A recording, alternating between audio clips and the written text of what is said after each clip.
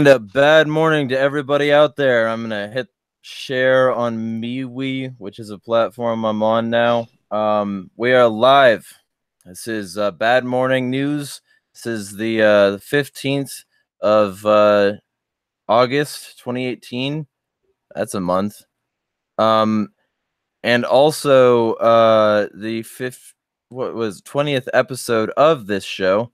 So I'll be getting the YouTube channel going very soon now. I have to make channel art for it and everything in order to make it look not terrible. But then what you guys will be seeing is not only this live show every morning, but people can submit guest pieces as long as they're news, and as long as they're bad, and also various other things. Like, we want to eventually expand this to a network, but we can't even get more than 2 hosts in a given morning yet. So it'll be a different story on different terms, but basically, and on top of that as well, at some point, I myself am going to have to start being one of those people who submits stories rather than broadcasts as a group like we are now, unfortunately. Once I've got like a full-time job of employment and whatnot, I'll be able to do these in the mornings as live streams myself, but I won't necessarily be able to do it with Jeremiah. Right.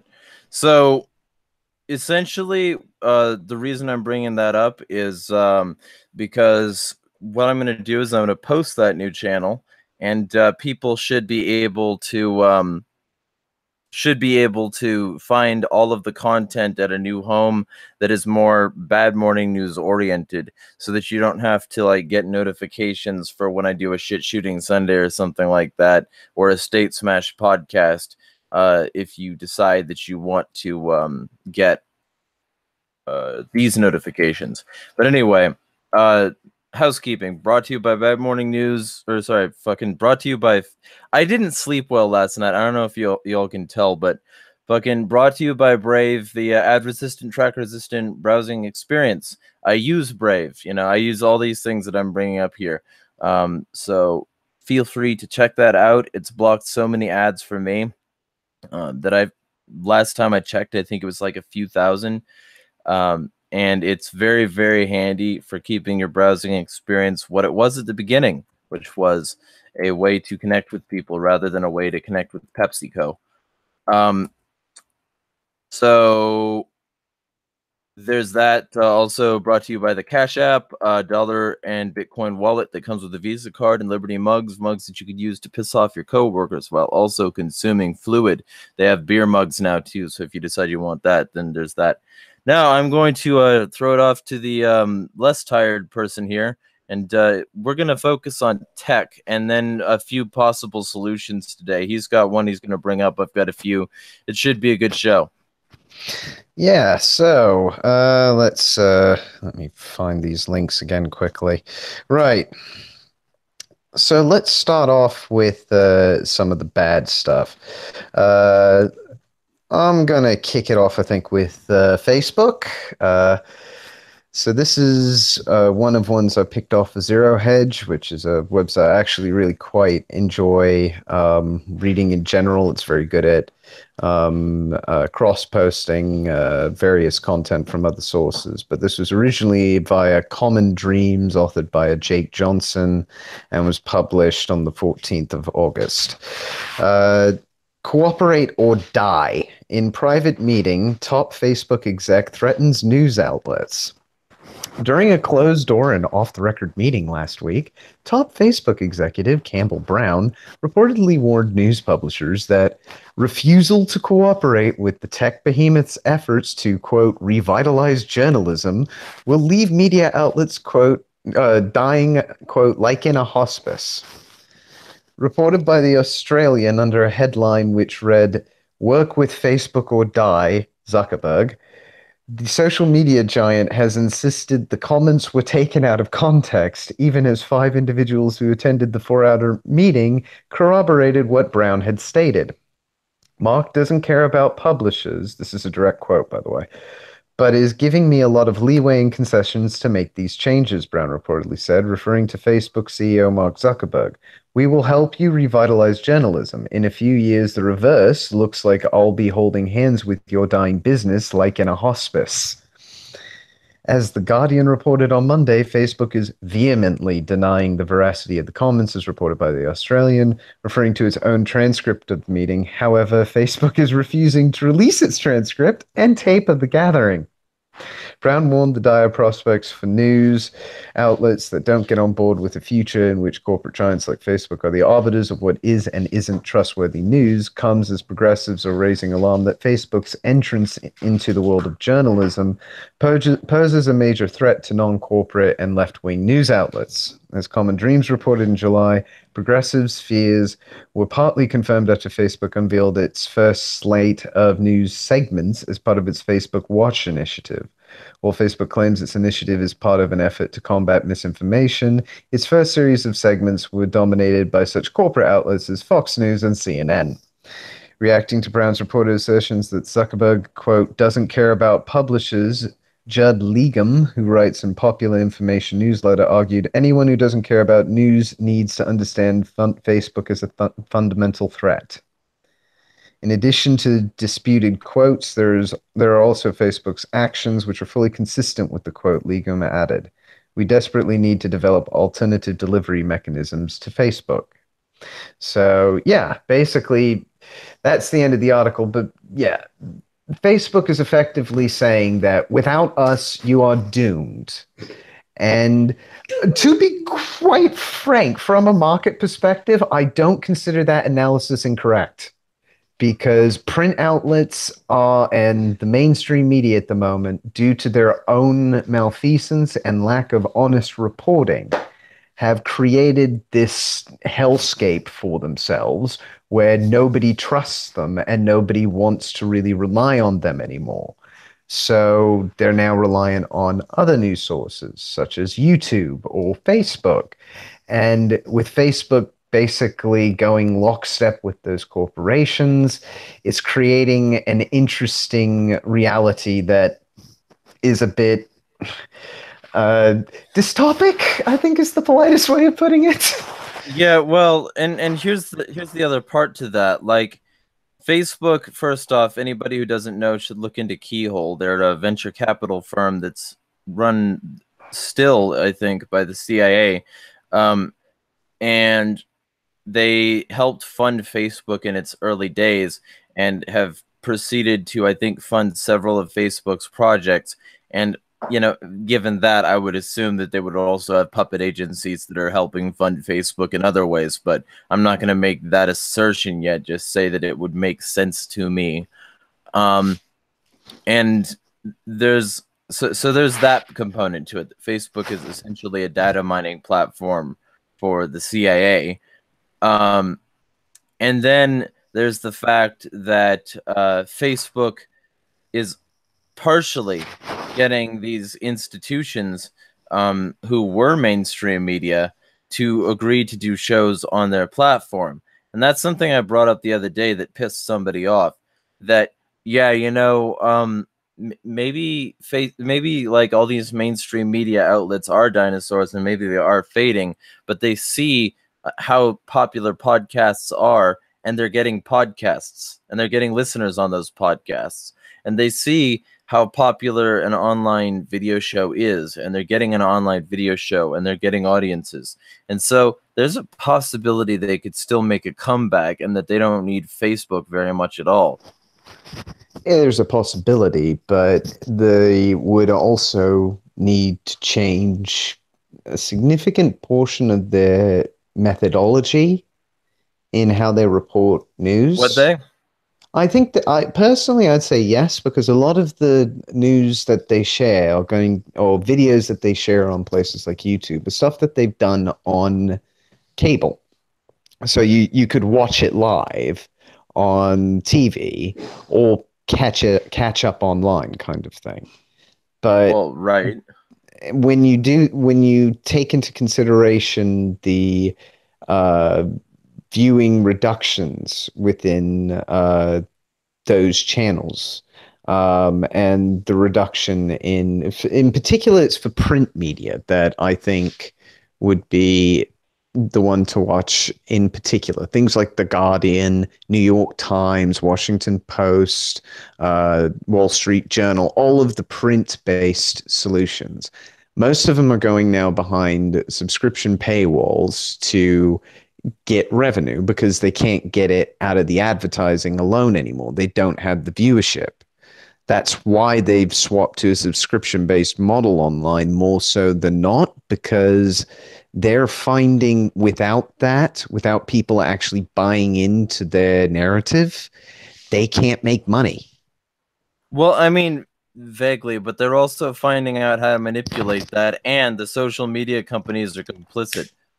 But that's why Facebook's saying, without us, you will die.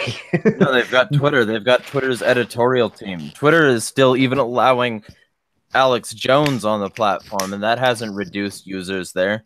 Okay, but let's take Twitter as the example. You told me yesterday what, and to everybody on the news on the show, the kinds of things Twitter said you were true about you. And very few Right. of them were. There were a couple that worked, but most of them were big ass miss. Yeah, If but if that's you've true of got Facebook that, too. Facebook thinks I'm a Hispanic conservative into what was it, Bieber, I think. So I don't know how you can make that point as a counterpoint to Facebook being like necessary. They're all fucking stupid algorithms designed to get you clicking ads randomly, and very, very little fine tuning is done about this shit anyway. So, well, it's I mean, almost impossible to fine tune. It's something that I'll be bringing up tomorrow when we do our um well, the bit for the it podcast. is almost impossible to fine tune because the way the machine learning algorithms work is they essentially find they throw enough little binary bots at the problem that when those binary bots get it wrong, um, they aren't useful and they just go with the solutions that do work. Like that's how machine learning works, as far as I'm aware. Like it's just like little components to it, and it doesn't matter how many errors they make, they're still going to get enough of it right that it eventually tunes the algorithm a certain way, which is why those things like Tay suddenly supported like neo-Nazism, like Yeah, Microsoft's Tay. if you feed it enough data, it will lean a certain way. But that's part of the problem. Right. It's the concept. No, I mean, with the idea that algorithms work to control people because they, Well, it's one of those, but again, we're getting into the weeds there. yeah, but Um, algorithms controlling people is something possible because of the chilling effect that censorship has on speech. Realistically, people are much less likely to say whatever they want, and much more likely to talk about which orange is better because reasonably they don't think they can talk about whatever they want. And that's where it starts to control people. The fucking 3x5 card of acceptable opinion, as Tom Woods would say. So, I mean, I, there's I, that I, component of it, and then there's the component that they essentially accept the errors as par for the course.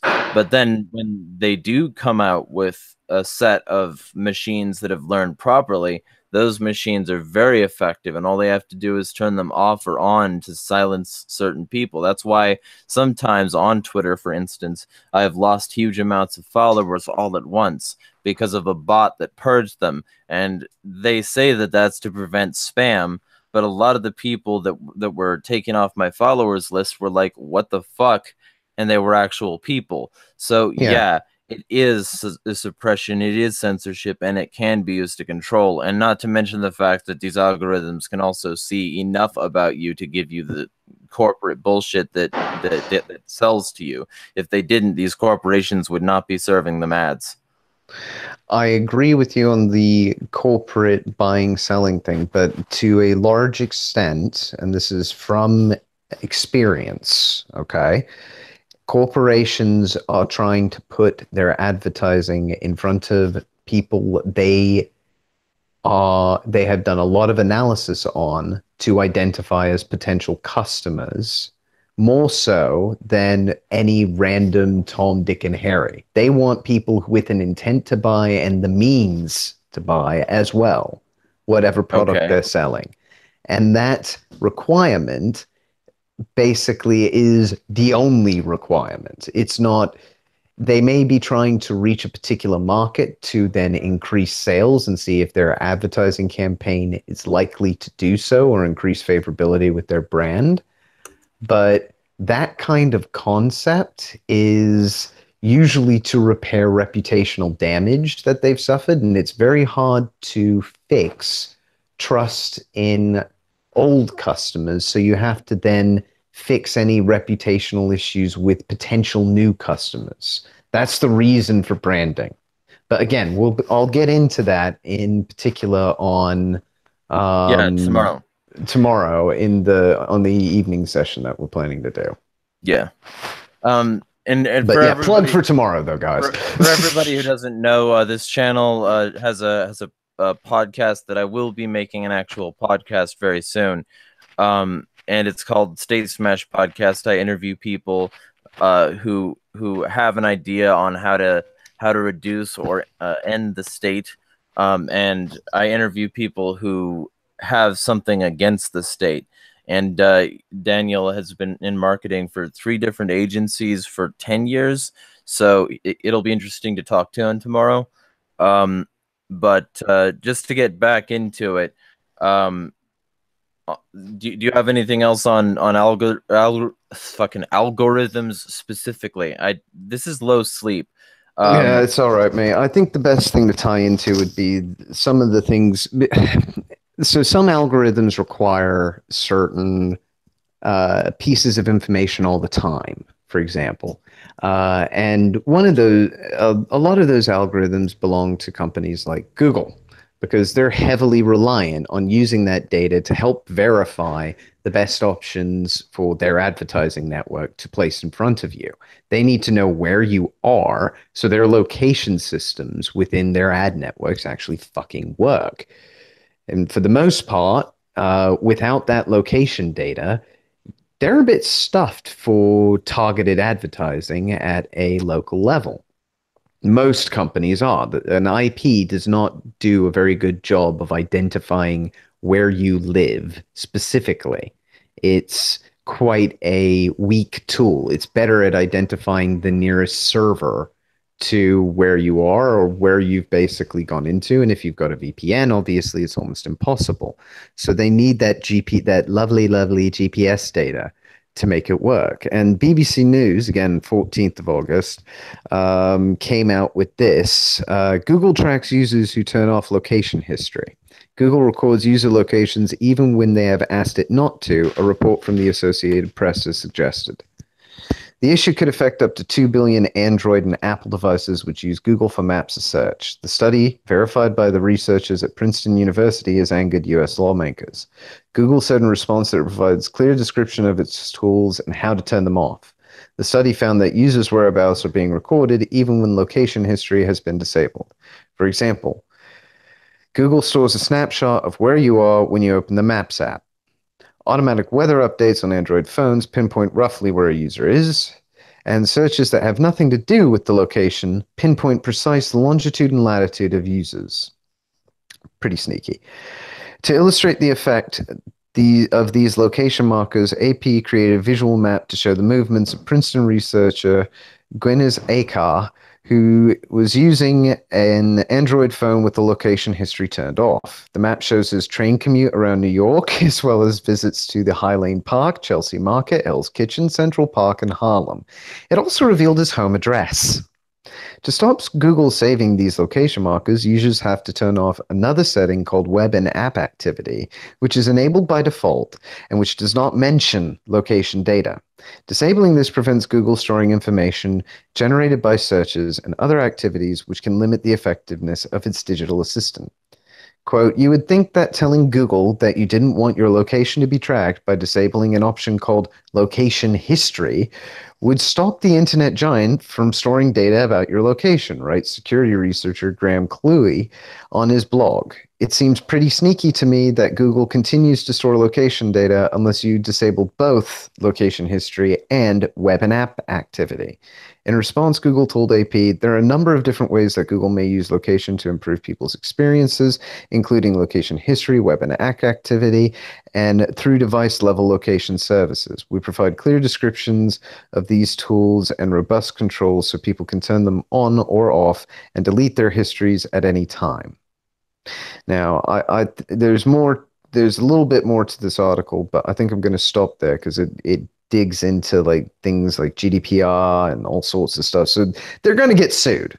Is basically what's on the cards for Google. And Well, anybody and of course, in GDPR is Britain, news, so there's going to be a whole lot of different ways that that affects the legal landscape. oh yeah, and GDPR is live and active in Britain and Europe.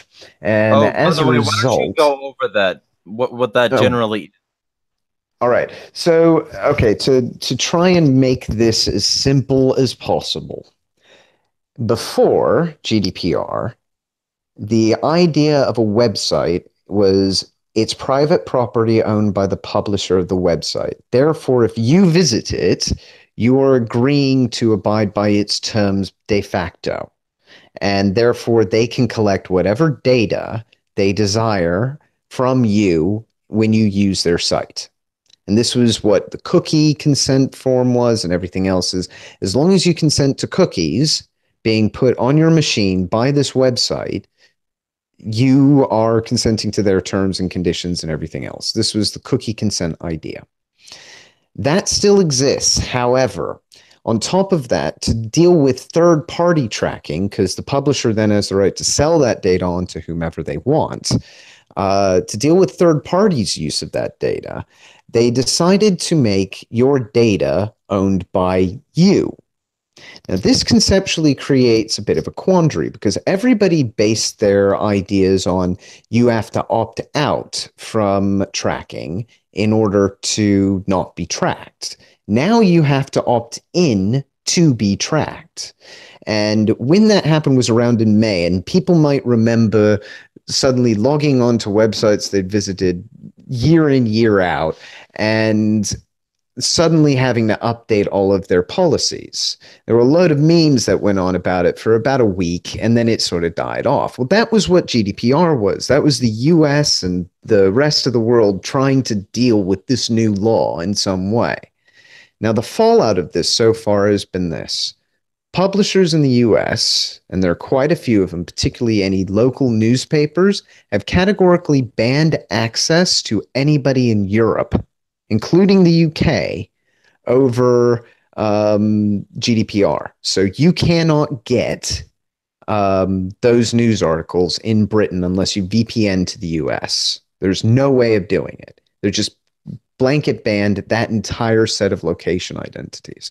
So whole lists of IPs can't get this. It's also created these new programs that people are diving into from people, companies like Quoncast and a few others out there, which basically require you to agree or deny access for all the various companies that exist out there. And there are a good 20 or 30 different products on the market because it's a very advanced market, but it's still quite centralized in those ways. On top of all of this is the IAB, which is an independent organization, completely private, which governs the online advertising industry. And as part of IAB, they had something called Your Online Choices in Europe. Now, this gave people the option to opt in or out of each individual provider that they were familiar with and could basically turn everybody off or everybody on in one go. And you could do this for every single website, and every single data provider on this site had to have a system that picked up the signal that you sent by changing these settings. And they've now had to change all of this into a completely different system, which will be used as well for auditing, so that you can go into this website and change your data. However, this centralizes all online data from every single company into one location. And if you don't understand the hacking potential for that kind of information and the amount of fraud you could generate from that risk, I'm sorry, you need to do the research because it boggles the mind how anybody thought that would be a good idea. But it's going to be a requirement at some point to have it fully centralized, if for no other reason than the ease of the user's experience online. They can set it once and then forget about it. And if they decide to set it all as random ass data, completely fake from what they actually are, that's their prerogative. And then they can really bugger all of the algorithms that all of these companies actually rely on, because they're saying, I don't care what your algorithm says about me. I'm saying I'm this, so deal with it. That's what Gotcha. GDPR is in its core. And that's what it will eventually wind up being. It's going to be the tool that breaks Internet 2.0's back and requires Web 3.0 to actually exist. So on that level, then, why don't you go into how that specifically references this most recent thing with Google tracking? Like, does that affect Google's ability to do this, or does it not affect it at all? Um, so Web 3.0 is more to prevent things like censorship. Oh no, I was Um, talking about the GDPR. Oh, the GDPR. So, what the implications of all data is basically covered under GDPR. If you generate data, that data belongs to you. So this applies online and offline. So this has really put a wrench in the works for anybody who onboarded data to the internet from offline sources like insurance companies and things like that. It's created huge email chains that you have to agree or deny to. And then they have to wipe your data if you don't agree eventually. But Google's basically automatically having all of these settings turned on is against the definitions of the law. They have to have them by default opted out, and then the user has to agree to those settings being turned on. Now, what they've probably done is they've found a way to obfuscate what the user is agreeing to when they turn the setting on as a new user. As an existing user, they probably sent out a message saying that you need to update your settings. And most people just said, oh, screw it. I know Google is trustworthy, and clicked a button. And they didn't go into the detail of the nitty gritty. And then when they then try to use the apps, it's basically, in particular, when you're trying to use those apps, they require that location data to work at Right, all. and well, they require you to give your permission for the location data. They don't necessarily require it to work, but people don't check the fine print, and they don't check like all the like, because they give you a little drop down box on Android anyway. I don't know about Apple because Mm. I'm not terrible. But um, yeah, it's fucking insulting part of our audience here. Um, but I don't know who's in the background, but I can hear him. Sorry, mate. Um, Couldn't eat fast enough. But that is the problem with centralization. When you start to get these major institutions, and these major institutions start to have all of this quote authority, they can determine what the news is, what the social landscape looks like, what general opinion is, what products are bought, and eventually what you do with the self-writing ledger that Google talked about. Mm. Um, And that and concept of a self-writing ledger is still a necessity to um, a lot of systems if you want to have something that is perfectly audible. Like if you want to be able to roll back the internet in any way, shape, or form, you need that functionality to a degree. Well, I mean, but the self-writing ledger that they're talking about isn't that. The self-writing True. ledger that they're talking about is designed to promote specific social goals and have people eventually after the machine has learned enough about them, eventually have those people fed goals that they can accomplish for essentially social credit. And once they complete those goals for that social credit, they can they'll be part of a system moving toward goals that are like, quote, good for the planet. Hmm. They said like they talked. If anyone wants to learn about this in greater detail, because I think I could get really lost in the subject, because I've looked a lot into how machines can control people and not the other way around. Hmm. Um, Check out TruthStream Media's video on it. They're very good. They did a very thorough video on Google's AI system. And they also did it at around the same time of Bilderberg this year, which was discussing both AI and quantum computing, and also simultaneously happened to be discussing the post-truth world. So yeah, it's a pretty damaging idea, but it's worse because people will just accept it. Um, so a few comments from chat.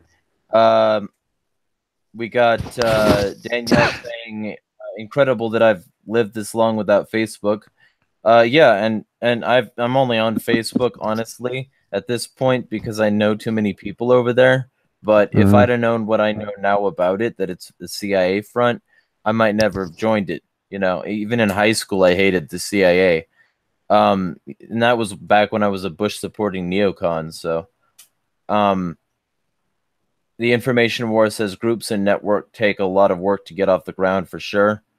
And I know what you're winking at me for. I will be cross posting all of this to the Information War Network. Also, since this is audio stuff, I'm going to be cross posting it to that Audio Steemit platform as well. So expect to see a lot of that today, and a lot more until Friday, especially since I'm about to move and I need to pay expenses. So as Hmm. many of those Information War votes as possible would be very helpful. Information War, for those of you who don't know, is a network on Steemit of people who are posting information counter to prevailing narratives and generally designed for truth and skepticism. And in doing so, a lot of the information that's promoted by the Information War Network is anti-establishment and very heavily influenced by anarchist and small government thought. So I really liked the network idea. Plus, I like the idea that it's an open source version of InfoWars, which, you know, InfoWars is good for some things, but the fact that they're centralized has many of the same problems that centralized government does. So Hmm. And anyway, that's one of our big platforms, really, particularly here, is decentralization. The absolutely. concept is critical, and Right. it's been proven in computers, at least in hardware and software perspectives, that decentralized architecture is a better solution than a centralized one, Yeah. as a rule. And that is And it's pretty a much rule that's almost not really breakable, ironclad. too. Yeah, it's almost ironclad now that this is the case because of the way that data processing actually works. Most people don't get this. They think that it'd be easier if you've got everything in one place. It should be really easy to find like all the stuff as long as it's been Well, properly organized. and But it's hard to organize things. 3 points to that. Like, they don't study war. Most people don't study war, and the fact that if you put all your eggs in one basket, when somebody crushes that basket, you're going to be fucked. Or in this case, of talking about it from a war perspective, you don't put all your troops in one bunker because of one bunker buster and you're fucked. You have a Hmm. decentralized network of bases. And in this particular case, you have a decentralized network of nodes. Even from a centralist perspective, decentralization is good. It's why Estonia is trying to do fucking digital citizenship with an EID and a blockchain, for everything, like your Hmm. purchases, your voting, everything. And you can vote from home, so it's very convenient. Um, but it's and also the other part of it is because it's a decentralized thing, anyone can become a digital e-citizen of Estonia and operate businesses out of Estonia. So Which the is whole thing is clever. wrapped. That's a very clever way of attracting new business if you think about Right. it. Sort of like that other city country that's being built in the Middle East, that's going to run entirely on technology. It's going to be a smart city with facial recognition, AI, very low crime theoretically, because it basically has Watchdog CTOS in it. Um, you know, and this is the thing. This is the reason I emphasize that people should research Bilderberg, because everything they discuss is almost immediately attempted. But just to get to these other comments, because I remember you saying you wanted to get to these comments closer in. Mm. Finian says it's more than that. They sell your data to the government, and yes, absolutely, and they make a Mm. decent chunk of money. That's the reason. Keyhole is a venture capital firm. That venture capital isn't just like angel investment. Venture No. capital is, we are going to get it back, and when you Mm. make it with the devil, in this case, the devil of government, you're gonna have to pay the government back, and in doing so, they're going to sell a lot of data to the government, but that government is going to make a shit ton more off that data, especially since for most people who don't use obfuscative technology and haven't been made aware of VPNs and shit, the data is still pretty solid for them. Oh yeah, Um, I'm not denying that at all. yeah. And Finian also says governments can't legally spy on their own people usually. Well, they can, but they have to do it through an agency designed for quote investigation or security. That's like, I mean, maybe traditionally they couldn't quote legally spy, but in a modern context, all they've got to do is wrap it in some platitude. To Um, quote Terry Pratchett, I consider it more of a guideline than a rule kind of thing. It's basically it's not really a rule, it's more of a guideline. right, That's the way that most of these spy systems work. They aren't actively necessarily spying on you per se, but they have your data right, and they and can look at it whenever they want. right, It's and just he that goes right, and they he goes probably into aren't. this a little bit, and he says, enter companies like Google. Worried the NSA is tracking you? No worries, they won't. They'll just hire Google to track you. Reminds Hmm. me of Quest, made billions laying internet lines, main customer, the government. Yeah, definitely. And Danielle says it's incredibly boring since I rarely go anywhere and I usually forget to take my phone. Finian says, don't worry, your car's GPS will take up the slack. And she says, I don't have GPS in my car, lol. So that's good. My Hmm. response is more pedestrian thug life. My calves have corners. Um, but Apollo says bad morning news is the best news. Well, thank you, and again, thank you for being a patron. I plan to get you your rewards soon. By the way, the graphics. Anybody who wants to support me, in fact, let me just type this in: https://patreon.com/insanity is free.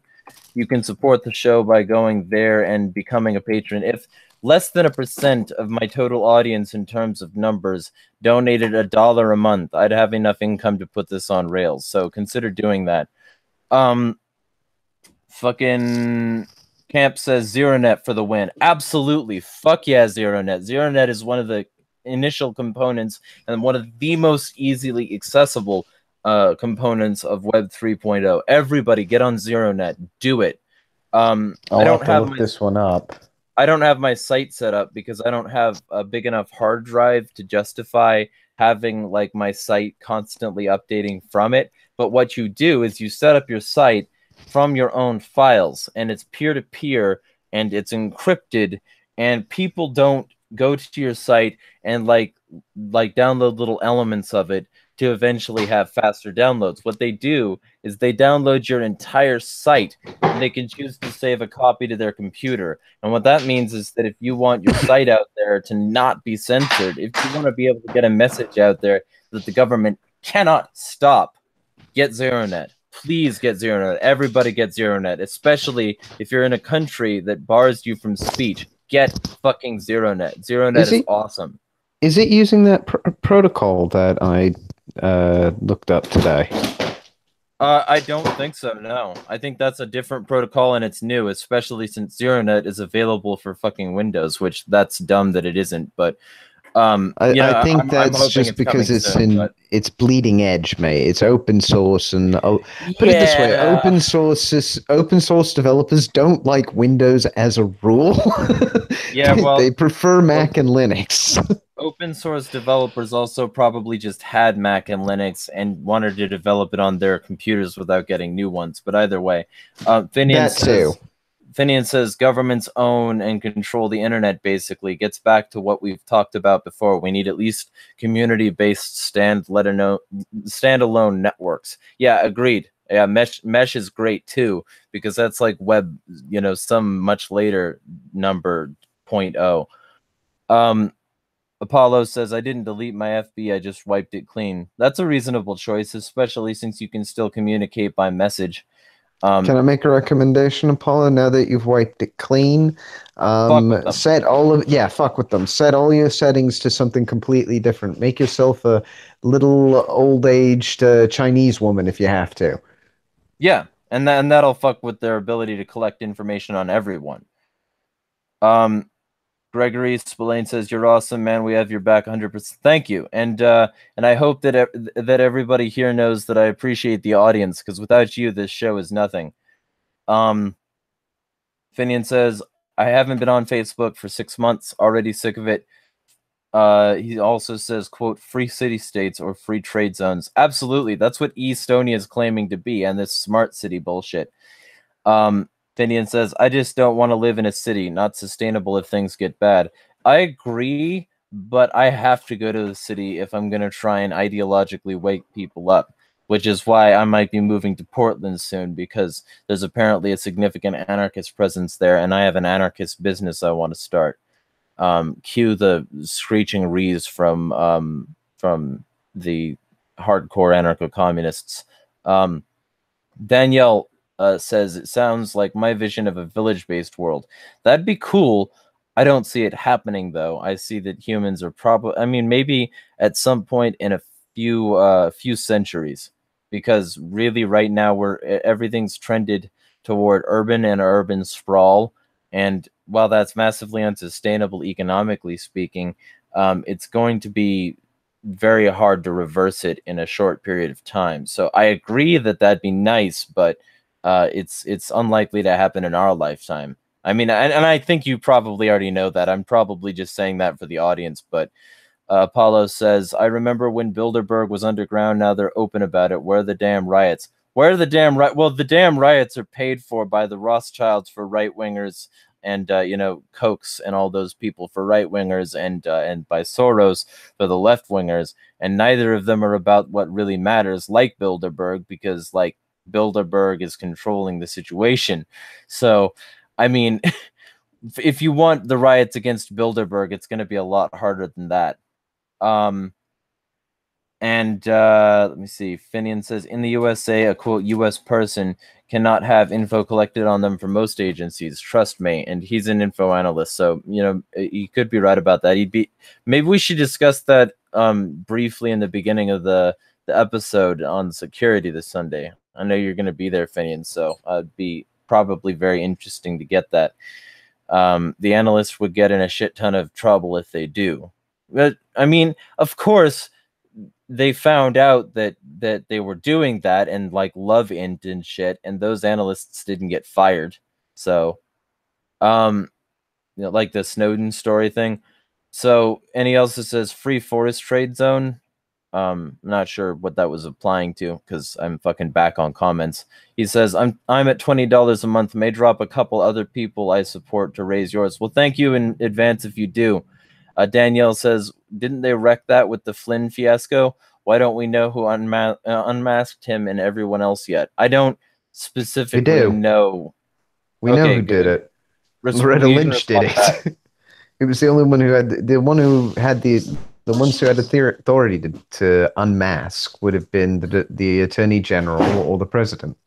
So you've got a very limited number of people who have like this kind of authority under the law itself to make those kinds of calls, and it would have had to have come pretty freaking high up. Yeah. Well, and like I'm not specifically sure because it's been a while since I thought about the quote Flynn Fiasco, so it'd be interesting to talk about that further. But we are approaching the end here, and I know you wanted to bring up that solution. So what do we got here? You can live on the edge of town or in the suburbs. Yeah, but that's still part of urban sprawl. That's why it's called the suburbs. So I mean, there is that component to it. Um, Another trick is the UK spies on US citizens. Yes, everybody look up the Five Yep. Eyes of global Yep. intelligence. Echelon. Um, we do the opposite for UK. I need to stop that shit. You know, I still fall into the trap occasionally. I normally just like circumvent it by in my brain cementing the idea that it's the US government doing certain things rather than other things. Anyway, Web 3.0, you wanted to bring up a solution because I know that we've pretty much like run the gamut on this specific subject with I mean, there's the regards whole to that. censorship thing and stuff like that, which we could dig into as to Well, let's more just do a part two problems. tomorrow. Okay, we can do. But as for like the concept, one of the concepts that we've been discussing here, Web 3.0, it's the distributed internet, effectively. That's the best way I can label it. Um, and the idea is that every major problem at the moment with the internet is due to centralization of services or data or something that is required for the internet. So, take for example, your operating systems. You've got a very limited number of major operating systems within tech. There's some that are basically coming off of Linux, which will have a wide variety. That's basically the free market for operating systems. And then you've got Apple and Microsoft, which are paradigm monopolies. Same thing's true for things like search and social networks. They're all centralized into the big giants. Online advertising has its paradigm monopoly. All of these things have some sort of central top tier hierarchy with a bunch of lower tiers underneath.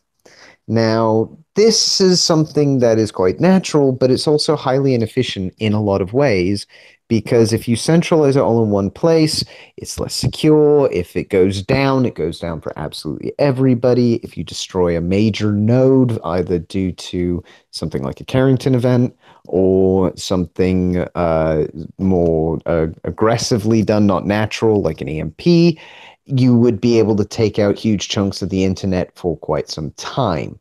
And it's that principle that needs addressing to deal with concepts like censorship across the globe, and also just persistence of data to basically limit things like DDoS attacks from denying access to information, or link rot, which is the concept where because somebody moved something on a server somewhere, you no longer get access to academic data or a video that you once had. And all of these concepts are valid and really quite problematic when it comes to information today. And the solution to all this is make it everything peer to peer. So everything has to be sitting on top of an architecture where everybody is storing everybody else's data that they want to store. So if you're visiting a website, you're taking that entire website down with you and storing it on your computer, maybe just parts of it or maybe the whole thing. It just depends on how much of it you want to take. Now, the idea behind this particular protocol is to atomize it. So each individual bit you can choose whether to store it or not on your machine and become a peer for it. If you want access to the data, you become a peer. And other people can then get that data from you. If you only want part of the data, then you become a peer just for that part. And it's a much more flexible interface than I've ever seen. I read the white paper on it today, and it really boggled my mind how clever this is conceptually. Right. And because on that level, the reason torrenting works so well is because it's peer-to-peer data, but it's very, very tiny chunks of the data. So they can't really be read that easily by a government institution. hmm, And torrenting, and that's just government, corporate institutions, all that. If you want your data to transfer quickly and easily, torrenting over a network with lots of peers is fantastic, which is why I see a huge amount of anarchist literature, for instance. hmm. And one of the things about the idea of the torrent network and peer-to-peer platforms is the more popular something is, the more people will have it. The more people that have it, the quicker it is to get to it. So if you have a really popular idea or a really popular piece of content, instead of the latency issues that exist with bandwidth and the need to have multiple servers hosting this data, each individual on the network at any given point in time is automatically hosting the data for you. So if you create the content, you can have it basically fully distributed on the entire network if it's popular, and anybody can get access to it in speeds that are a fraction of the time of what it would be now if everybody's trying to get access to it at once. And it's dealing with a major problem to do with bandwidth that most people probably don't even really think about. But it's why your internet, it's one of the reasons why your internet speeds are slower is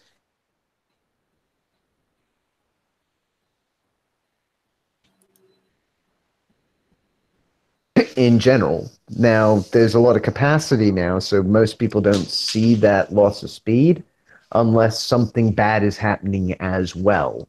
But that's only really recent. Most people probably remember the day, if they're like over the age of 18, they'll remember the days of things like dial-up modems and ADSL, where getting a megabyte speed of connection on a download would be a miracle. Right. And nowadays, where you're dealing with 50 meg broadband minimums in places like Britain, and God knows what you've got in the States, um, or Japan, or anywhere like that, you don't really recognize those speed losses. But when you're dealing with, say, financial transactions or trying to keep a 5 gig streaming video going without it falling over due to buffering issues, that kind of decentralization really helps. It's why BitTorrent videos are fairly quick and why they also won't fall over because multiple people will host them and store the data as they're watching it. And then if somebody else wants access to it, anybody on BitChute at that point can provide them that video and or aid in providing them that video. Yeah. Well, and we've got some comments. Um, Finian says there's the worst problem. It's not classified, public info. We have about 8 sites in the USA, electrical sites. Even if conventional weapons were used against them, we'd be without power for a year or more.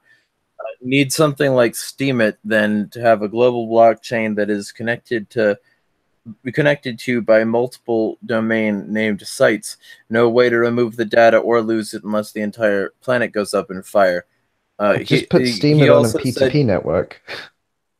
he also said you went silent for a few seconds because you did, and Danielle says, "Yep," because and I wanted to think this wasn't my internet, but apparently everybody heard the same thing. I don't remember specifically what you were saying when you did, but you went silent for like maybe 2 or 3 seconds. It's fine, probably fine though.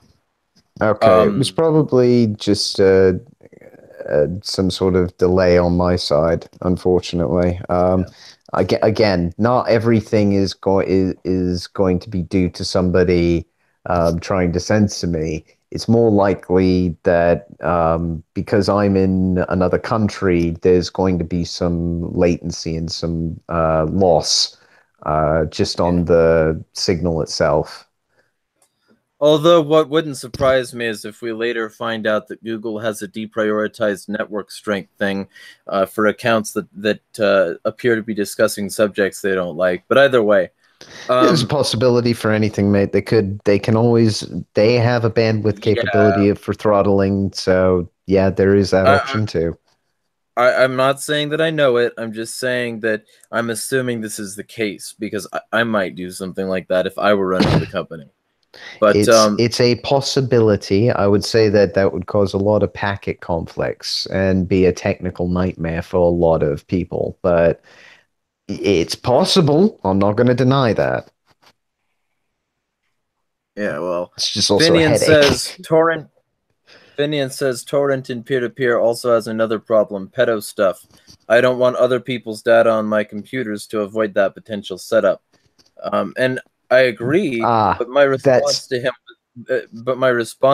was, well, then you can't support blockchains either.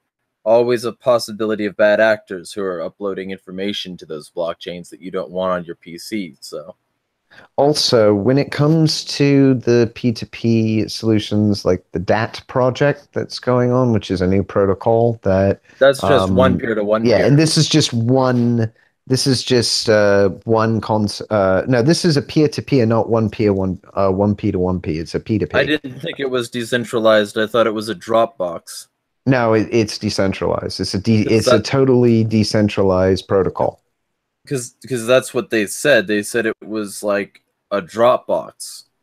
It's They said it was, basically it's a file storage. So it's part of a file storage protocol. So, right. and So you it's can move one basically file from one computer to another computer. you can move one bit from, you can request one bit basically, or one block from one computer and store it on your computer. You can't just force transfer all of this stuff willy-nilly. There has to be requests Yeah. made And I know from how one to packet another. transfers work here. I'm just saying that what they say is that it's for one computer to send one file to another computer and that you have to have the client on both to do that. That's what I'll I have to read. look through it. I was reading through the white paper itself, goes Yeah, into a that, lot of detail on sort of the technicalities of it and how it push pulls and things like that. But it's more pull than push. You don't, it's okay. basically Well, you give the handshake and then whatever data you ask for, you get nothing more, as I was yeah, reading it. well, Finian says, I used to mess with Torrent, got tired of the viruses and other infections. Well, then you should definitely get something like Kaspersky. Kaspersky's relatively good, and no, none of these people sponsor the thing. I listed the sponsors at the fucking beginning. I'd like Kaspersky to sponsor me, though, because they're very fucking good. But If you did that, mate, I'm afraid the US government might crack down on you because I they don't give a have cracked shit. down on Kaspersky quite badly. I don't give a shit. They're gonna crack down on me anyway. They might have me shot. I don't give a shit. I've already had my funeral in my brain. I'm not gonna stop saying anything. Um, No, it's good. Don't stop saying anything. I'm just saying be advised. right, right. He also says I regularly look through Steam at looking for pedo crap to crush. Um, and if it was lag, we could have heard him go robot, get choppy. Block. Well, maybe it could have just been a delay in information transfer that stopped him from speaking, and then the data like all caught up at once. Like sometimes that happens. It goes It's boop. rarer than robot though. Um, Blockchain isn't stored on my particular computer either, so I can't get pinned as the owner. But then people could just make new ones. Asset works. I could go back to it now if I wanted or needed. Yeah, well, and that's the reason I like things like ZeroNet, by the way, because you can observe the entire contents of somebody's site, decide specific elements you want to download, or just download the whole thing. The Camp thing, is Camp is the, really good, and I think, by the way, before I go further into this, I think I called Camp 002 Car Camp It again. If I did, I apologize, because I keep on having that functional fixation in my mind that that's the only camp I know. Fair enough. One thing I will say about the DAP project is it's twofold. It's a two P. It's a there's two systems to the architecture. One is basically a this is the file. Yeah. One is the full versioning history of that file. So you get to basically have a role. Imagine the Wayback Machine fully built into the internet without anybody having to set up any additional bots or triggers. It'd all be there at all times. So if you make an edit and somebody goes, well, that's wrong, they can go back to a previous instance and work from there. Yeah, And and that would you don't have to go anybody else to get it. You just basically go, look, I want this instance, not the live one. Just like you'd right, get in GitHub. and that's a reasonable idea. It's a very good concept for a transfer protocol to have built into it is the ability to roll back the versioning on the request so that you can get previous versions in real time. Yeah, And that kind of concept from a security perspective, if you're trying to roll out a patch, for example, and it goes horribly wrong, quick fix, one command yeah, line code, and you're instantly back online. I mean, that kind of thing for a sysadmin would be like gold dust. It's a silver bullet. It's like the old turn it off and on again for IT professionals. Seriously. yeah. Um, fucking. It's actually kind of ironic. Somebody who's into Web 3.0 just followed me on Twitter, but it's not about Sweet. that because they messaged me about anti-government veteran stuff. But Oh, either sweet. either Either way, way, it works. yeah. Um, what was I going to say? Uh, so this pretty much, I think, concludes this episode today. I'm going to start off tomorrow's episode, talking about how artificial light can literally blind you. And how the technology that we use could be impairing our senses in a very specific way, and that there are four good articles here to discuss that. One from Newsweek, one from WTOL, that's a CBS outlet, one from Science Daily, and one from assistedlivingfacilities.net. So, I'll be bringing up the two, one for deep fakes and one for what happens when powerful people get scared. yeah. Which, by the way, I'm also going to cover that with Facebook banning 196 pages in Brazil. No. Oh, and Twitter lately admitted to mass banning accounts to reduce spam, harassment, and abuse. So, thank you to all these agencies for, Ruining your companies. level of Fine. activity. Oh. All right. So anyway, bad morning to everyone out there, and hope you have a bad morning and a bad day. Remembering that the world is bad. Smash the state and fuck the system. Have a bad morning, everybody.